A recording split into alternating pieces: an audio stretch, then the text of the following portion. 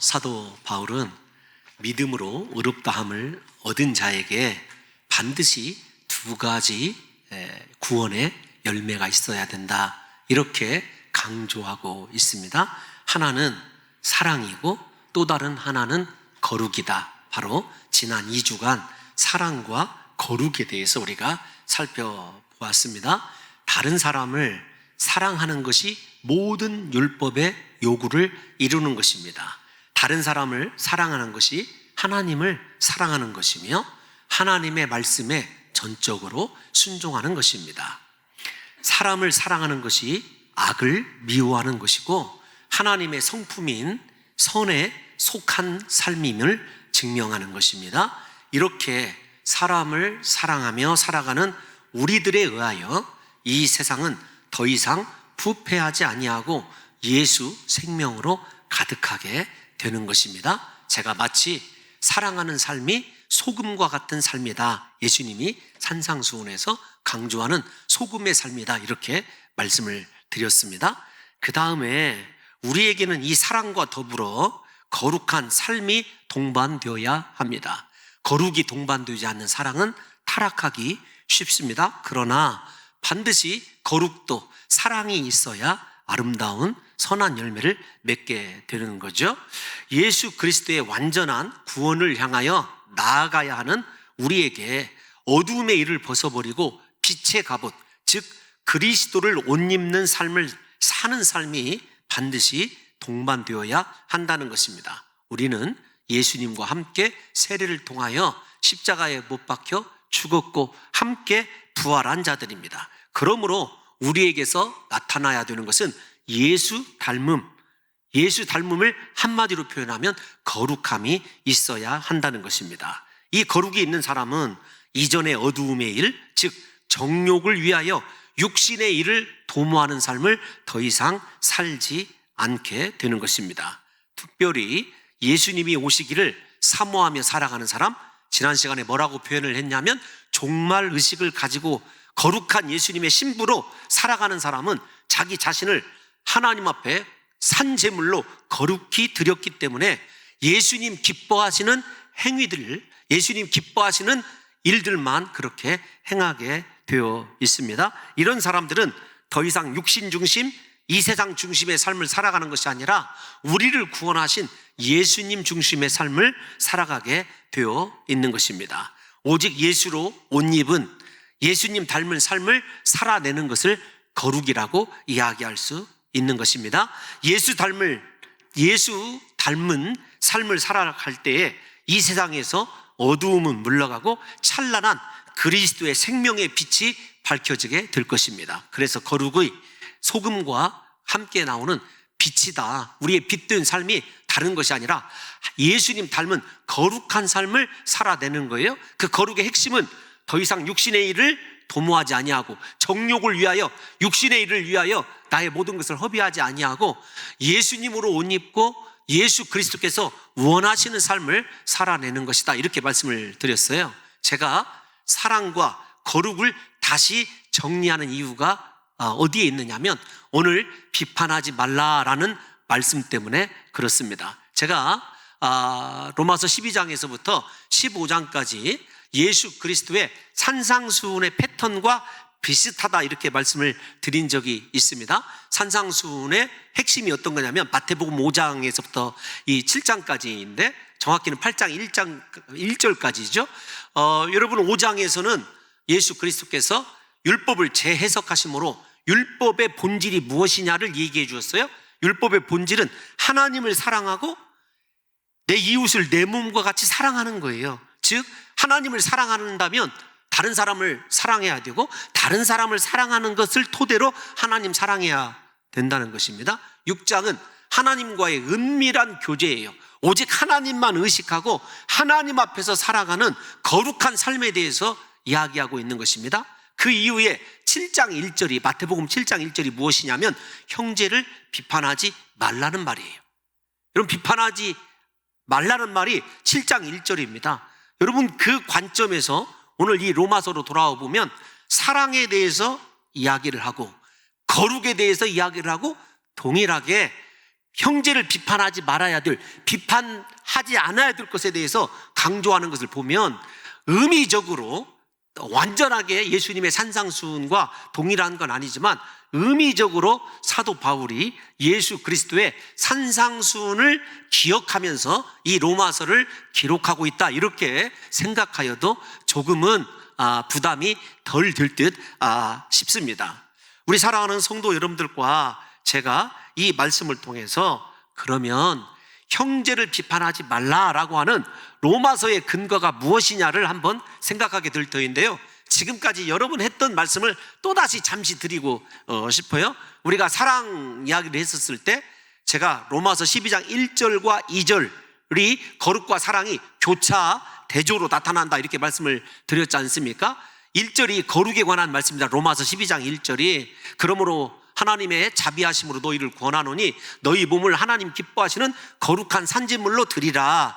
이것이 그리스도를 옷 입은, 예수 그리스도의 빛의 갑옷을 입은 진정한 제물된 삶, 거룩한 삶이다, 이렇게 말씀을 드렸어요. 또 너희는 이 세대를 본받지 말고 너희 마음을 새롭게 하여 하나님께서 기뻐하시고 또 선하시고 온전하신 뜻이 무엇인지를 구별하라. 그 마음이 새롭게 된 것이 무엇이냐면 하나님의 성품을 닮은 사랑의 실천적 삶이다, 여러분들에게 이렇게 말씀을 드렸습니다. 그러면 예수 믿는 사람들에게 이렇게 거룩한 삶, 하나님 닮은, 예수의 성품을 닮은 사랑의 삶을 살아가는 이유가, 살아가야 될 이유가 무엇이냐면 로마서 12장을 강의할 때 교회를 이루기 위해서 그렇다, 이렇게 말씀을 드렸어요. 교회를 이루기 위해서 그런다. 우리에게 가장 중요한 사명은 교회를 이루는 것이에요. 가장 기본적인 사명입니다. 그래서 혼자 신앙생활하는 것 위험합니다. 우리가 서로 지체를 이루면서 그리스도를 머리로 하는 한몸된 교회를 이루는 것이 사명입니다, 이렇게 말씀을 드렸어요. 그런데 그 사명 가운데 하나가 어떤 것이냐면 우리가 각자 믿음의 분량대로 생각하는 거예요. 즉 이 믿음의 분량대로 각자 생각하다 보면 다른 사람을 비판할 여력이 없거든요. 우리 로마서 12장 3절에서 5절을 다시 한번 읽어보도록 하겠습니다. 시작. 내게 주신 은혜로 말미암아 너희 각 사람에게 말하노니 마땅히 생각할 그 이상의 생각을 품지 말고 오직 하나님께서 각 사람에게 나누어 주신 믿음의 분량대로 지혜롭게 생각하라. 잠깐만요. 3절 다시 보십시오. 마땅히 생각할 그 이상을 생각을 품지 않은 사람이 어떻게 다른 사람을 비판할 수 있겠느냐고요. 각 사람에게 나누신 믿음의 분량이 있다는 것을 생각하는 사람이 다른 사람을 어떻게 비판할 수 있겠느냐라는 말씀입니다. 4절 볼까요? 시작.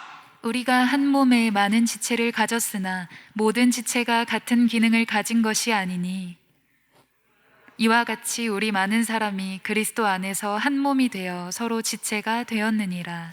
아멘.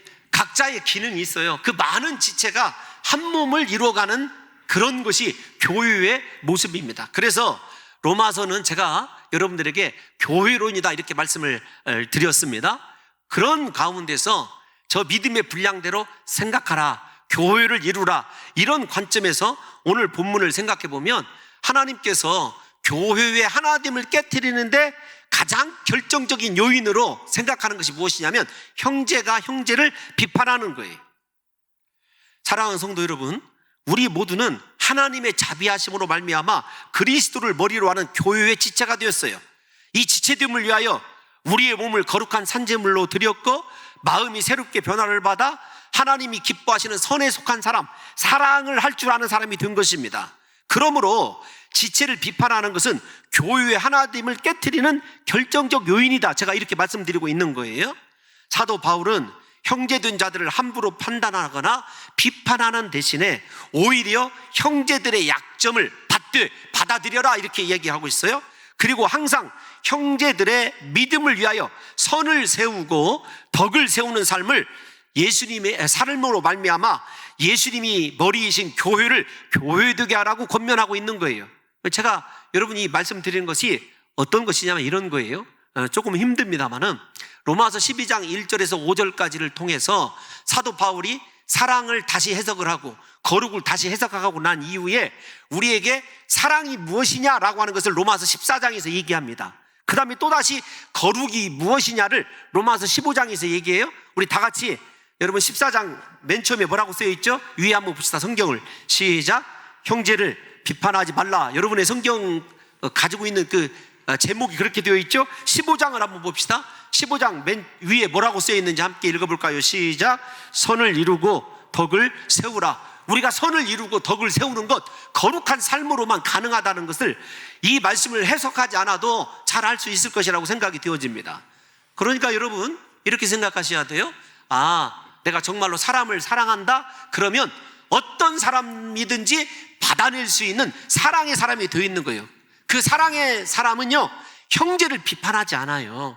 근데 결론적으로 미리 말씀을 드리면, 형제를 비판하지 말라라는 말이 우리 구원에 관한 하나님 말씀의 청종에 관한 본질적인 것에 대한 비판은 해당이 되지 않습니다. 어떤 것이냐면, 만약에 여기 서 있는 홍 목사가 진리에서 벗어나 말씀에서 벗어나 여러분들을 인도한다면 비판받아 마땅한 거예요. 그러나 상대적인 비판, 비본질적인 것에 대해서는 비판하지 말라는 거예요.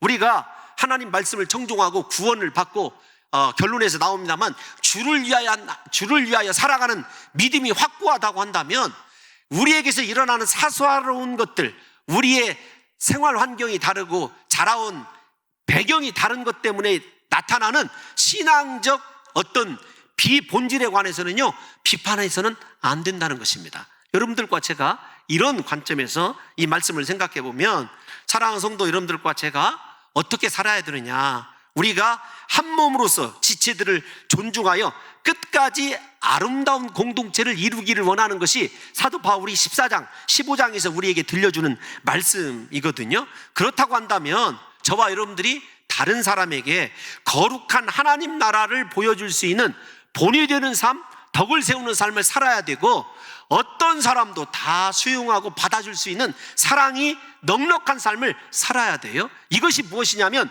주님이 원하시는 교회이고, 이 교회가 하나님 나라의 모형이에요. 그래서 사도 바울이 14장 17절에서 하나님 나라를 이렇게 정의를 합니다. 우리 같이 한번 읽어보겠습니다. 시작. 하나님의 나라는 먹는 것과 마시는 것이 아니요 오직 성령 안에 있는 의와 평강과 희락이라. 아멘. 여러분, 의를 이루고 평강과 희락을 성령 안에서 이루는 것, 한 몸이 되어야 되는데 그 한 몸의 뼈대가 무엇이냐면 사랑으로 받아주고, 내가 지적할 일이 있으면 그 사람에게 그리스도 예수를 옷 입을 삶을 본으로 보여주면 돼요. 그것이 덕을 세우는 것이고 선을 이루는 길입니다. 그 삶을 통해서 공동체가 평안하고 기쁨이 있는 것 아니에요? 그래서 교회만 생각하면 정말 마음이 즐겁고, 교회 가서 예배 드릴 거 생각하면 행복이 넘치고, 다른 사람과 교제할 때 이 세상에서 맛볼 수 없는 평화를 누리게 되는 것, 다른 것에 있지 않습니다. 한 몸 된 교회를 이루어야 되는데 그 한 몸 된 교회를 이루는 가장 중요한 두 기둥이 사랑과 거룩이라는 것이에요. 오늘은 사랑하는 성도 여러분과 제가 14장을 살펴보는 동안에는요, 주로 사랑의 관점에서 왜 비판하지 말아야 되는가라고 하는 것을 얘기할 거예요. 결론적으로 여러분들에게 또 하나 말씀을 드리면, 왜 비판하지 말아야 됩니까? 비본질적인 것에 대해서 자유를 인정하면서 왜 비판하지 말아야 되냐면, 비판은 사랑이 아니기 때문에 그래요. 이게 제가 드리고 싶은 핵심 내용입니다. 이렇게 제가 로마서를 묵상하다가 내린 결론이 있어요. 주님께서 기뻐하시는 교회는요, 수가 많이 보이는 어떤 메가처치, 커다란 그런 대형 교회도 아닙니다. 또 주의 일을 많이 하고 선교하고 엄청난 헌신을 많이 하고 사회적 공헌을 이루는 교회도 아니에요. 어떤 교회가 주님이 원하시는 교회냐면, 형제가 서로 사랑함으로 평안과 즐거움이 있고, 거룩함으로 하나님이 원하시는 의가 전제되어서 성도들이 그렇게 끈끈하게 그리스도 예수를 머리로 하는 한 몸 된 지체를 완전하게 이루는 교회를 하나님께서 원하신다는 것을 사랑하는 성도 여러분들과 제가 잊지 않으셨으면 좋겠어요. 이런 관점에서 1절부터 6절까지 잠깐 한번 살펴보려고 생각을 하고 있습니다. 1절을 보면 이렇게 얘기하죠. 믿음이 연약한 자를 너희가 받되 그의 의견을 비판하지 말아라. 믿음이 연약한 자는요, 우리가 무조건 받아야 돼요. 근데 받아라는 말, 받되라는 말은 어떤 말이냐면 그냥 수용하다 그런 뜻이 아닙니다. 물론 의미는 수용하다는 뜻인데 호의를 가지고 사랑으로 받아들여라 그런 뜻이에요. 우리가 어떤 사람에 대해서 우리와 전혀 의견이 다른 사람이 있을 수 있어요. 공동체 안에서. 그 의견이 다름 때문에 너 형제 사랑을 포기하지 말라는 거예요. 그런데 우리는 대부분 나와 의견이 다르면은요, 적으로 간주하는 경우가 굉장히 많아요. 우리 사회에서도 그 흑백 프레임이 얼마나 강하게 작동하는지 모릅니다. 나와 같이 않으면 너는 내 라이벌 내지는 대적, 원수 이렇게 생각하는 거죠. 그래서 교회에서는 절대 그러지 말라는 거예요. 의견이 서로 다를 수 있습니다. 그래도 그 사람을 어떻게 해야 된다고요? 사랑으로 용납하고 받아줘야 한다는 것이 예수 그리스도의 가르침입니다. 왜 그런가 하면 믿음이 연약한 사람은 아직도 자신의 경험이나 지식을 통하여 신앙생활을 하려는 경향이 강하게 나타나죠. 여기 사도 바울이 믿음이 연약한 자라고 지칭하는 사람들은 아마도 유대인 성도들일 거예요. 로마 교회를 이루고 있는 유대인 성도일 것입니다. 왜냐하면 그들은 예수님을 믿으면서도 여전히 율법에 따라 음식법을 지켜야 한다고 생각하는 사람들이었어요. 당시의 교회 안에서 가장 큰 논쟁의 주제는 우상에게 드려도 되는 고기를 먹어도 가한가 하는 문제예요. 왜 이런 걱정이 되냐면, 우리는 시장 체제가 그렇게 되어 있지 않지만 로마 시대 대부분의 큰 도시들은 어떤 체제로 이루어져 있냐면, 시장에서 물건을 거래하기 위해서는요, 로마 신전의 신에게 바쳐진 그 표징이 있는 것들만 시장에서 거래하게 되어 있어요. 그런데 문제는 어떤 것이냐면, 그 신전에 들여져서 시장에 나온 표식을 가지고 나온 음식이 질이 상당히 높고 가격이 싸요. 그러니까 여러분, 누구나 다 싸고 질 좋은 거 찾기 마련 아닙니까? 문제 하나 딱 거리끼는 것이 어떤 것이냐면, 우상 숭배했던 신전에 들여졌던 거예요. 그러니까 이 문제를 가지고 교회 안에서 성도들이 서로 갈등하기 시작했어요. 유대인 성도와 이방인 헬라인 성도들이, 헬라인 성도들은 음식 규례를 몰라요. 그러니까 어떻게 하냐면, 우리가 예수 믿었는데 그 음식을 먹고 안 먹는 것이 우리의 구원에 아무런 역할을 하지 않지 않느냐, 그러니까 먹어도 된다는 거예요. 그런데 유대인 성도들은 그렇지 않다는 것입니다. 우상 숭배의 음식을 어떻게 먹겠느냐 하는 거예요. 사랑하는 성도 여러분, 이렇게 먹고 안 먹는 것 가지고 갈등을 하다 보니까 사도 바울이 3절에서 답을 내려줘요. 우리 다 같이 3절 한번 읽어보겠습니다. 시작. 먹는 자는 먹지 않는 자를 업신여기지 말고 먹지 않는 자는 먹는 자를 비판하지 말라. 이는 하나님이 그를 받으셨음이라. 아멘. 아멘. 어떤 거죠? 먹는 것이 중요하지 않다는 것입니다. 중요한 것은 고기를 먹는 사람을 먹지 않는 사람은 업신여기지 않아야 된다는 것과, 먹지 않는 사람은 먹는 사람을 비판하지 말아야 된다는 거예요. 판단하지 말아야 된다는 것입니다. 사랑하는 성도 여러분들과 제가 저 말씀을 읽고, 우리에게 중요한 것은 고기를 먹는 사람이든 먹지 않는 사람이든 하나님께서 받아주신 사람이라는 거예요. 우리가 1절에서 뭐라고 그랬죠? 너희가 받으라고 하는 근거가 무엇이냐면, 받으라는 단어가 3절에 또 나와요. 하나님이 받으셨기 때문이라는 거예요. 그러니까 사람에 대한 판단의 자유가 우리에게 있는 것이 아니라, 판단의 주권, 비판의 주권은 누구에게 속한 것이냐면 하나님께 속한 것임을 아셔야 됩니다. 사랑하는 성도 여러분들이요, 우리가 하나님이 받아주셨다면 당연히 받을 줄 아는 믿음이 있는 사람이 믿음이 약한 자가 아니라 건강한 사람이에요. 하나님께서 용서해 주셨다면 우리도 용서해 주어야 하는 것입니다. 하나님이 사랑하신다고 한다면 우리가 사랑해야 되는 것 당연한 이치 아니겠습니까?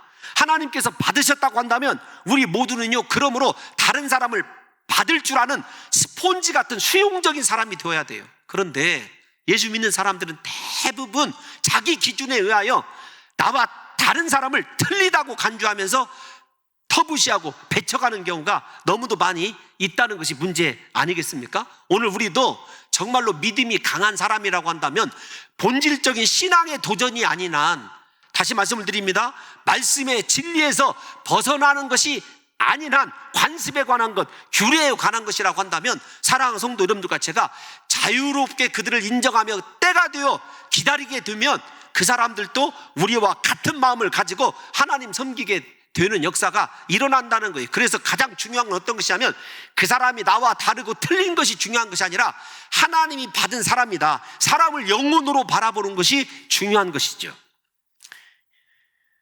믿음이 약한 것보다 더 더 나쁜 것이 다른 사람을 비판하는 것입니다. 비판의 열매는요, 분노에서 출발해요. 자기 우상화에서 출발합니다. 왜 비판합니까? 내가 옳고 너는 틀렸다라고 하는 전제에서 출발하는 것 아니냐고요. 그래서 그 비판이 미움이 되고 그 미움이 분노로 폭발하기 때문에 절대로 비판하지 말라는 거예요. 제가 비판하는 사람에 대해서 생각을 해봤어요. 그랬더니 맨 처음에는 굉장히 정의롭고 날카롭고 올바른 사람이라고 사람들이 생각을 해요. 그러나 나중에 비판이 지속되면 그 사람을 요즘 아이들 말로 분노 유발자라고 생각합니다. 그래서 공동체에서 점점 그 사람을 멀리하게 돼요. 그 사람은 공동체를 어둡고 냉랭하게 만드는 사람이 되고 말아서 결국은 혼자 신앙생활을 할 수밖에 없게 되는 결과를 맞이하게 되는 거죠. 또 하나 제가 비판해서는 안 된다고 하는 제 견해는 왜 그러냐면, 비판으로 절대 사람이 성숙하거나 변화되지 못합니다. 사람의 성숙이나 변화되면요, 오직 사랑으로만 가능해요. 우리 자녀들이 이만큼 자라게 된 것 비판과 채찍 때문이라고 생각하십니까? 아니면 말없이 지켜봐주고 신뢰하고 사랑해줬기 때문이라고 생각하십니까?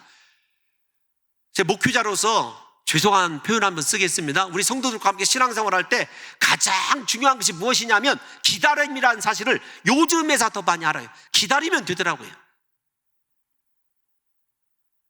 다시 말씀을 드리지만 사람의 성숙은요, 거짓이 없는 사랑으로만 가능합니다. 인내로 가능해요. 믿음이 연약한 자는 아직도 말씀을 제대로 알지 못하고 믿음이 약하여 생각하고 행하는 것조차 자기중심적입니다. 당연히 실수도 하고 넘어지기도 하는 것이지요. 그럴 때 그 사람을 사랑으로 덮어주고 용서함으로 받아들이는 것이 진정한 교회예요. 그래서 교회는요, 허물이 있는 사람도 많아야 되고 죄인도 많아야 돼요. 어떤 사람이 오든지 우리가 다 받아주는 하나님의 그릇이 된다면 그 사람도 우리 그릇 안에서 깨끗해지고 변화되어지고 온전한 삶을 살아갈 때가 반드시 온다는 것입니다. 왜냐하면 하나님이 받으셨을 뿐만 아니라 하나님이 세우시는 하나님이기 때문에 그래요. 본문 4절 말씀 한번 읽어보겠습니다. 4절 시작. 남의 하인을 비판하는 너는 누구냐? 그가 서 있는 것이나 넘어지는 것이 자기 주인에게 있음에 그가 세움을 받으리니 이는 그를 세우시는 권능이 주께 있음이라. 아멘. 아멘. 잠깐만 띄워놔 주십시오. 아주 중요한 말이에요. 첫 번째, 남의 하인을 비판하는 너는 누구냐? 이거 비웃는 말인지 아시죠? 네가 누구이간데 네가 하나님보다 높은 자냐? 네가 다른 사람을 왜 비판하느냐? 너 교만하지 말아라, 그 뜻입니다. 그러니까 다른 사람을 판단하는 것 자체가 하나님 위치에 있는 교만함의 상징이라는 걸 아셔야 돼요. 또 하나, 그가 서 있든지 넘어지든지 믿음이 연약해서요, 서 있는 자든지 넘어지는 것이든지 다 누가 보고 계셔요? 그의 주인에게 있어요. 넘어져도 주인이 알고 있고 서 있어도 주님이 알고 계신 거예요. 주인이신. 그렇기 때문에 여러분 이걸 강조해서 우리가 살펴봐야 되는데, 그가 세움을 나중에는 받을 거예요. 받는데 세우시는 권능이 사람에게 없어요. 우리에게 없습니다. 누구에게 있냐면 하나님께 있어요. 주인이신 주님께 있습니다. 이걸 생각한다면 사랑하는 성도 여러분과 제가 다른 사람을 비판하는 것, 다른 사람을 판단하는 것 하지 말아야 되겠다는 생각이 여러분 금방 들게 될 거예요. 왜냐하면 사람을 세우는 것 하나님이라니까요. 다시 말씀드리지만 우리의 자녀들을 온전하게 양육하는 것 내가 아니었더라고요. 누가 우리 자녀들 양육해줬고 지금 여기까지 인도해줬냐면 하나님이 하셨더라고요. 나를 보면 알아요.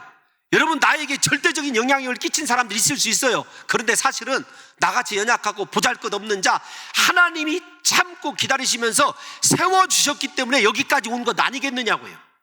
그러므로 사랑하는 성도 여러분들과 제가 다른 사람을 판단하고 비판하고 싶을 때 항상 생각해야 될 것이 어떤 것이냐면, 나 같은 죄인도 사랑해 주셔서 여기까지 오게 하신 하나님의 은혜, 내 허물보다도 큰 하나님의 은혜를 기억하면은요, 겸손할 수밖에 없어요. 다른 사람을 비판하려고 하다가도 하나님이 나에 대해서도 참고 기다려 주셨으니까 나도 저 사람에 대해서 참고 기다려야 되겠다.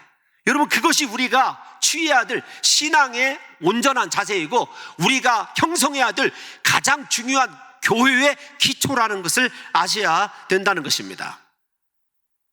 사랑하는 성도 여러분, 우리는 연약한 자도요, 믿음이 연약한 자도 아이고 저 사람이 무엇을 할 수 있을까? 그 사람도 하나님의 하인이에요. 하나님의 종이라는 것을 아셔야 됩니다.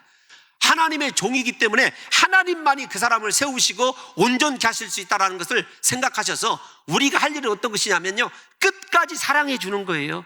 끝까지 받아주는 거예요. 제가 언젠가도 여러분들에게 말씀드렸지만 진짜 고마워하는 사람은요, 어떤 사람이냐면 내가 이렇게 부족하고 연약한데도 지금까지 나를 믿고 기다려주셔서 감사합니다, 이렇게 고백하는 사람들 속에서 진짜 성숙이 이루어지고 변화가 이루어지더라니까요. 우리 봉동중앙교회 성도 여러분들이요, 오늘부터 비판보다는 모든 사람을 수용해 주십시오.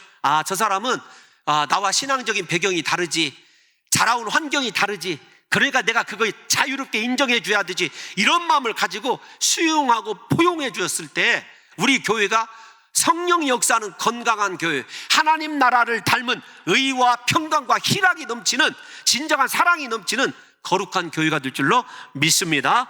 사랑하는 성도 여러분들이요, 내가 얼마나 큰 죄인이었던지를 기억하시고 내 죄를 덮어주신 예수님의 은혜가 그 사람에게도 임할 것이라고는 확신을 가지시고 부디 주님 오시는 날까지 비판이 아니라 사랑하고 수용하고 받아줄 수 있는 온전한 성도들이 되시기를 다시 한번 예수님의 이름으로 축원합니다. 여러분, 톨스토이가 이런 말을 했어요. 제가 있는 그대로 한번 읽어드릴 테니까 한번 귀를 기울여 주시면 감사하겠습니다. 누구를 비판하고자 할 때 정면으로 비판하지 말라. 그것은 남에게 창피를 주는 일이다. 비판받는 사람은 비판하는 사람 앞에서 자기의 낮아짐을 인정해야 하는데 그것은 그 사람의 마음을 더없이 비참하게 한다.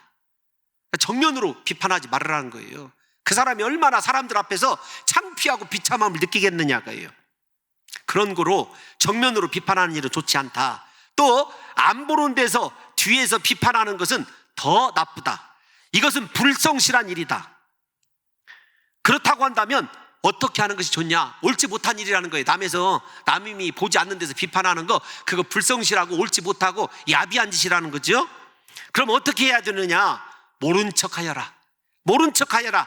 더 중요한 것은 아예 보지 않는 것이다. 허물이 될 이야기는 듣지도 말고 비판해야 될 이야기는 기억하지도 말아라. 그것이 더 아름다운 일이다. 그리고 좋은 점만 보려고 노력하라. 그것으로 부족한 점을 다 소화해 버려라. 이것이 제일 아름다운 일이다. 여러분, 어떻게 저는 공감했어요? 그렇다. 제가 언젠가 다른 교회 권사님이 저하고 얘기를 할 때 이런 이야기를 한 적이 있어요. 어떤 이야기를 했냐면, 권사님, 그전에는 어떤 목사가 윤리적으로 실수를 하고 넘어지면 그렇게 비판을 하고 제가 그랬었거든요. 그런데 어느 순간에서는요, 그 영혼이 불쌍해지기 시작하고 어떤 면에서 이해가 가기 시작을 하더라고요. 이거 한 가지가 있고요. 또 하나는 그전에는 저 사람 저 정도밖에 못해? 왜 저래? 이렇게 마음을 가지고 속에서 서운한 마음과 미운 마음이 동시에 있었어요. 그런데 요즘엔 그렇지 않아요. 아이고, 저만큼 하는 것도 잘하는 거다. 이 말과 일치하는 건 아니지만 그 다음부터는요, 그 집사님의 좋은 점을 보려고 노력을 해요. 그랬더니 마음의 평화가 오더라 이 이야기를 했어요, 권사님에게. 그랬더니 그 권사님이 뭐라고 얘기했냐면, 아이고, 목사님 이제 나이 먹었는가 봐. 그분의 답이더라고요. 그러니까 이 나이 먹었는가 봐라는 말이 일종의 뭐 좀 노련해졌다 이런 말도 있을 수도 있고, 저는 좋은 쪽으로 그냥 긍정적으로 해석을 했어요. 사실 나이가 먹어가는 것도 사실이고요. 신앙의 연륜이 더해진다는 것이 어떤 것일까요? 제가 생각해 보았습니다. 신앙의 연륜이 더해지는 것은요, 자꾸 지적질하고 가르치려고 하는 것이 아니라 뒤에서 웃으면서 기다려주고 잘못할 때 잘했어, 다음에는 이보다 더 잘할 거야, 용기를 주고 위로를 주는 것이요, 진짜 신앙의 연륜이더라고요. 교회에서 여러분 생각해 보십시오. 어르신들이, 신앙의 연륜이 쌓여있는 분들이요, 가만히 웃으면서 뒷모습 지켜만 줘도요, 일하는 사람들 잘할 수 있어요. 그런데 그러지 못하고 틈만 나면 좀 연륜이 있고 나이 좀 들고 직분이 있다고 나서서 여러분 손가락질하고 지적질 해보십시오. 그 사람 사랑받지 못합니다. 제가 1부 때는 말씀을 못 드렸어요. 2부 때 우리 노유를 보면 알아요. 그냥 가만히 점잖게 앉아 계신 원로들은요, 알아서 후배들이 챙겨줘요. 사랑해주고. 그런데 앞에 나서서 자꾸 가르치려고 하고 그런 사람은요, 어느 순간인가 뒤에서 모이면은, 죄송한 표현 한번 쓰겠습니다, 언제나 저분 기운 빠진대, 이런 얘기 하거든요. 저와 여러분들이 동일하게 좀 생각을 하셔야 됩니다. 믿음이 연약한 성도 오늘부터 받으라고, 저 사람의 모습을 통해서 하나님 앞에서 내 모습을 깨달으라고 하나님께서 나에게 주신 선물로 하시고요, 귀한 선물로 여기듯이, 여러분 귀한 선물 받을 때 어떻게 받으세요? 너무도 감사하고 기쁨으로 받지 않습니까? 성도와 영혼을 좀 그렇게 기쁨으로 여기고 받아낼 줄 아는 그 사람이 진정한 믿음이 강한 성도라는 사실을 잊지 않으셨으면 좋겠어요. 다시 강조하지만 판단하는 일, 비판하는 일은요, 우리의 영역이 아닙니다. 누구의 영역이라고요? 주인 되신 하나님의 영역이에요. 그래서 오늘부터 비판을 통해서 하나님의 영역에 침해하는 교만죄를 범하지 마시고 끝까지 겸손하심으로, 진실함으로, 사랑으로 모든 성도를 다 수용할 수 있는 귀한 성도들이 되시기를 예수님의 이름으로 축원합니다. 우리가 수용을 하기 위해서 한 가지 중요한 단계를 넘겨야 돼요. 무엇이냐면 마음으로 확증을 해서 본질적인 것과 비본질적인 것을 구분하는 거예요. 우리가 5절 말씀 한번 읽어보겠습니다. 5절 시작. 어떤 사람은 이 날을 저날보다 낮게 여기고 어떤 사람은 모든 날을 같게 여기나니 각각 자기 마음으로 확정할지니라. 아멘. 날은 절기에 관한 거예요. 안식일부터 시작해서. 그런데 여러분, 어떤 사람에게는 이 날이 중요하다고 생각할 수 있어요. 안식일이 더 중요하다, 어떤 특별한 절기보다. 또 어떤 사람은 특별한 절기가 더 중요하다 생각할 수 있어요. 그런데 그 생각의 기준이 어떤 거냐면 자기 마음으로 확정할지니라 예요. 조금 약간 생소한 말씀 아닙니까? 난해한 말씀이에요. 그러면 마음으로 확정한다라는 말이 어떤 말이냐가 중요한 것 아니겠습니까? 여기에서 마음의 확정은요, 네 마음대로 결정해라 그 뜻이 아닙니다. 네 마음대로 결정해도 된다라는 뜻이 아니에요. 어떤 거냐면 하나님과 나와의 관계를 통한 말씀의 경험에서 나오는 신앙적 확신을 얘기하는 거예요. 그동안에 내가 신앙생활했던 하나님과 나와의 경험을 통해서 내 마음에 가지고 있는 일종의 증거들이에요. 이 신앙적 확신은요, 신앙 윤리로 표현될 수가 있어요. 어떤 것이냐면 우리의 태도는요, 마음의 생각, 마음의 결정에서 나오는 것이 태도이거든요. 어떤 사람이 회의를 할 때든지 어떤 의견을 개진할 때 말을 들어보면 그 사람의 인격이 그려져요. 그 사람이 무엇에 영향을 받았는가, 저렇게밖에 못할 수밖에 없는 어떤 내면의 세계가 그려지는 거거든요. 그러니까 마음에 확정된 것이 언제나 사람은 밖으로 드러나게 되어 있어요. 그런데 중요한 것이 어떤 것이냐면 이 마음의 확정, 신앙의 확신이 신앙 윤리로 표현되었을 때 여러분, 절대적인 신앙 윤리와 상대적인 신앙 윤리가 있다는 것입니다. 절대적 윤리는 어떤 상황 속에서도 양보할 수 없는 거예요. 앞에서 말씀드린 하나님 말씀, 진리에 관한 문제입니다. 내 구원에 관한 문제이기도 하고 이따가 말씀드릴 하나님의 영광에 관한 문제이기도 해요. 그런데 양보할 수 있는 비본질적인 상대적인 윤리도 있어요. 예를 들면 우리가 지금 사도신경, 우리는 전능하사 천지를 만드신 이렇게 시작하지 않습니까? 지금 통합 측은 나는 전능하신 하나님을 믿사오며, 나는으로부터 시작해요. 지금 우리 교회 통합 측에서 오신 분도 계시고 침례교회에서 오신 분도 계시고 감리교회에서 오신 분들 계시거든요. 감리교회에 계신 분들은 저에게 아니 목사님, 왜 우리 교회는 남자 권사가 없어요? 이렇게 물어봅니다. 여러분, 남자 권사가 있을 수도 있고 없을 수도 있어요. 그것에 대해서는 어떻게 해야 돼요? 자유를 인정해 줘야 돼요. 나는 전능하신 하나님을 믿사오며 먼저 나는을 시작하든지 아니면 옛날 신앙을 하든지, 옛날 신앙 고백을 하는 것이 더 보수적이고 좋은 것, 그런 것 아닙니다. 어떤 신앙 고백이든지 주님을 제대로 믿고 고백하는 것이면 그것이 본질이에요. 그러니까 나와 다른 신앙 고백, 전능하사가 아니다 할지라도 그것에 대해서 자유를 주고 그 사람의 신앙의 선택적 의지를 우리가 보증해 주는 것이 상대적 윤리를 인정해 주는 것입니다. 다시 말씀을 드리지만 사도 바울의 경우 신앙적 윤리에서 절대적인 면은요, 한 번도 양보하지 않았어요. 우리도 그래야 돼요. 다만 관습에 관한 것이라든지 상대적 윤리에 대해서는요, 상당히 너그러운 것을 볼 수가 있어요. 우상 숭배에 신전에 올려졌던 음식 먹어도 된다. 우리가 예수 그리스도를 믿기 때문에 먹어도 된다. 상당히 여러분 너그러운 것 아니겠습니까? 그러므로 사랑하는 성도 여러분들과 제가 다시 한번 생각해야 될 것이 어떤 것이냐면, 하나님 말씀에 따른 절대적인 확신과 상대적 확신을 구분할 수 있을 때 내리는 결론이 마음의 확정입니다. 이것은 상대적인 것이야, 이것은 본질적인 것이야. 본질적인 것은 생명 내걸고 지켜야 돼. 상대적인 것은 다 너그러이 이해해야 돼. 이것을 구분할 수 있는 것이 마음의 확정이에요. 앞에서 말씀드린 대로 로마 교회에서 문제가 되는 것은요, 먹는 문제, 절기를 지키는 문제였어요. 신앙생활에서 이것은요, 절대적 윤리가 아니라 상대적 윤리입니다. 상대적 윤리는 어떻게 해야 되냐면 우리의 구원에 관한 것이 아니기 때문에 여러분, 우리가 너그러이 용납하고 받아줘야 된다는 것입니다.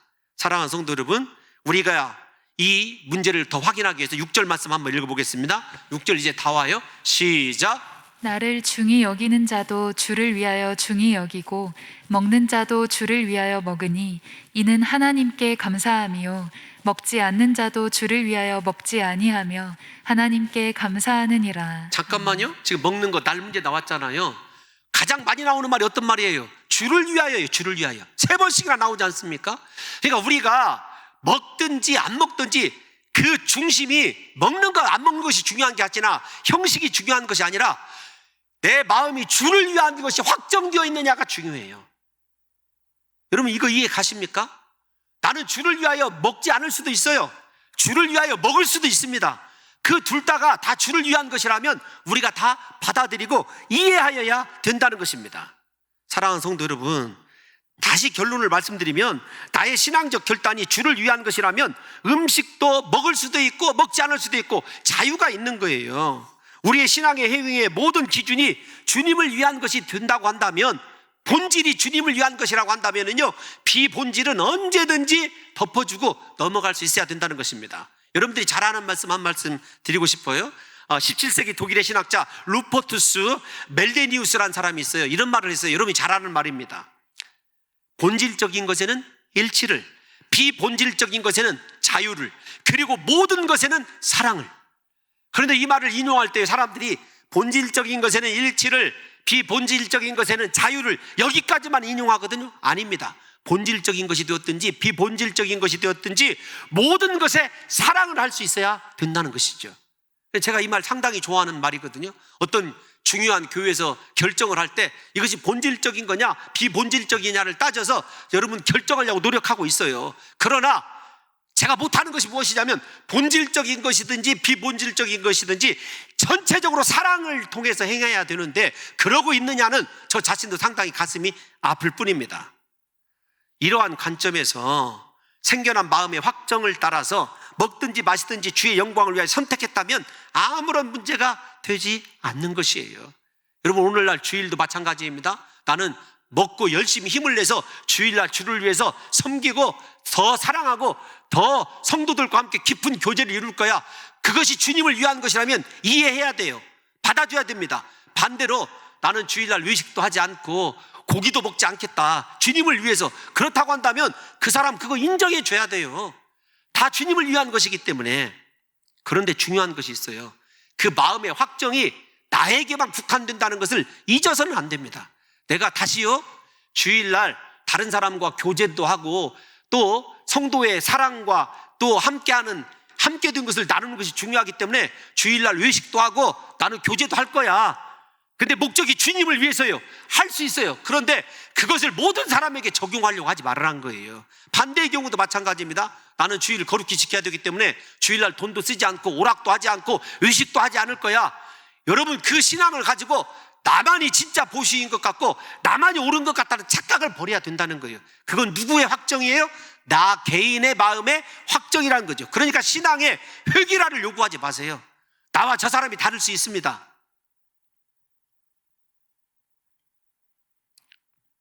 여러분, 우리 다 같이 또 한번 로마서 12장 3절 말씀 한번 읽어볼까요? 시작. 내게 주신 은혜로 말미암아 너희 각 사람에게 말하노니 마땅히 생각할 그 이상의 생각을 품지 말고 오직 하나님께서 각 사람에게 나누어 주신 믿음의 분량대로 지혜롭게 생각하라. 아멘. 아멘. 나에게 주신 믿음의 분량 따라 나만 책임지면 돼요. 그런데 목적이 뭐라고요? 주를 위하여. 그러면 되는 거예요. 사랑하는 성도 여러분, 이제 결론입니다. 다른 사람을 비판하고 싶을 때 우리는 둘 중에 최소한 하나를 선택해야 돼요. 하나는 어떤 것이냐면 그 사람을 거짓이 없는 사랑으로 받아주는 거예요. 또 하나는 그 사람에게 그리스도를 옷 입은 진정으로 변화된 거룩한 모습으로 신앙생활이 어떤 것인지를 보여줄 수 있어야 됩니다. 둘 다를 보여줄 수 있으면 좋지만요. 그러니까 다른 사람을 비판하려고 할 때 내가 진짜 그리스도를 옷 입은 사람이 되어서 그 사람에게 신앙의 본이 되어졌던가? 이걸 생각하셔야 되고, 두 번째, 내가 지금 비판하려고 하는 것이 진짜 그 사람을 사랑하고 주님을 위한 것인지를 생각하셔서 우리 봉동중앙교회는 비판이 아니라 사랑과 거룩으로 본이 됨으로 말미암아 하나님이 원하시는 선을 이루고 덕을 세워가는 진정한 건강한 교회로 주님 오시는 날까지 서 있으시기를 예수님의 이름으로 축원합니다.